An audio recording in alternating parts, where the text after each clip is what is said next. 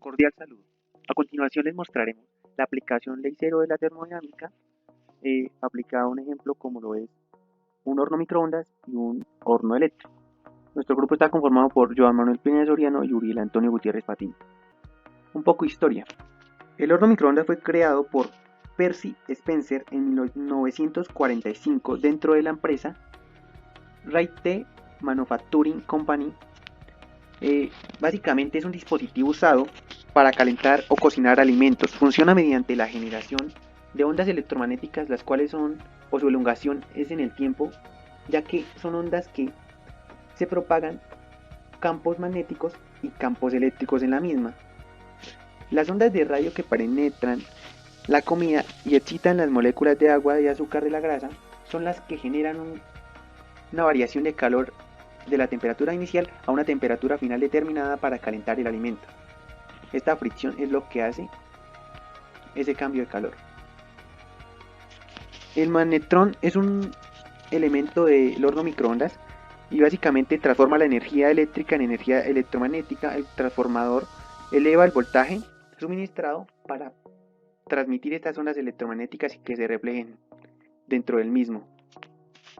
También tiene un condensador y un ventilador.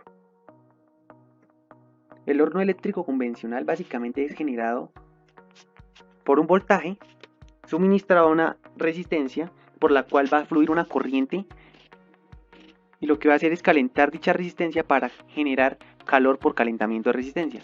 Transferencia de calor por conducción se le determina este método. Tipos de transferencias de calor tenemos la de radiación, la de conducción y la de convección. Para esto vamos a utilizar la de radiación, como la podemos observar en el horno microondas, y la de conducción, que básicamente es por contacto y que se transmite, que sería la del horno eléctrico.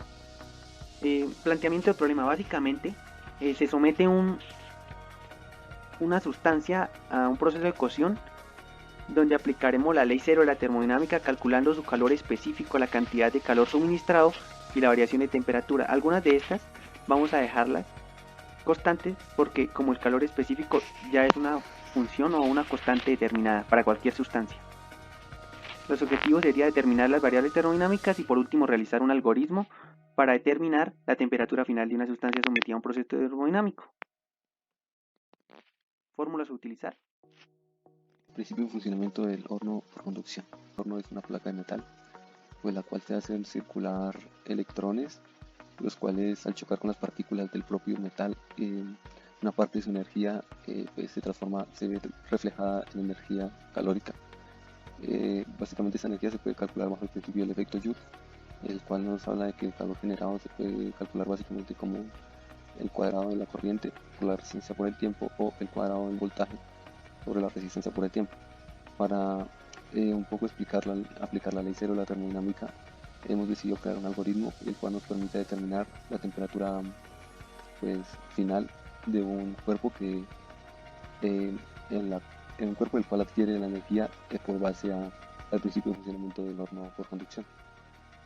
El tiempo que es en el cual transcurre ese voltaje o esa diferencia potencial, la temperatura inicial del objeto que vamos a calentar, el calor específico de este objeto, la masa de este objeto y pues el análisis que se determinó fue que utilizando el efecto Joule calculamos la energía que este le transfiere al cuerpo y con base en el principio de calor específico, el cual nos habla que el calor específico es igual a la energía que adquiere sobre la variación de la temperatura por la masa, despejando la energía de entrada. Entonces obtenemos que la siguiente fórmula sería el calor de entrada sobre el calor específico por la masa más la temperatura inicial. Podríamos calcular la temperatura final. Entonces a continuación voy a mostrar cómo procede el algoritmo, cómo funciona el algoritmo. Bueno, ya estamos aquí dentro corriendo el algoritmo. Entonces nos muestra primero que nos pide pues, este voltaje suministrado. En este caso vamos a utilizar un voltaje de 1000 voltios y vamos a utilizar un tiempo de 30 minutos. Vamos a decir que la temperatura inicial del objeto era de 10 grados. El calor específico vamos a utilizar para este caso el agua, vamos a decir que es 4200.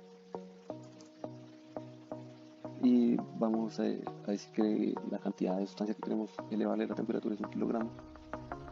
Y vemos que al final nos muestra que la temperatura subió de 10 grados a 57,62 grados centígrados, con lo cual vemos que el programa sí funciona y nos muestra la temperatura final a la que queda después de que adquiere la energía que le suministra pues, el horno.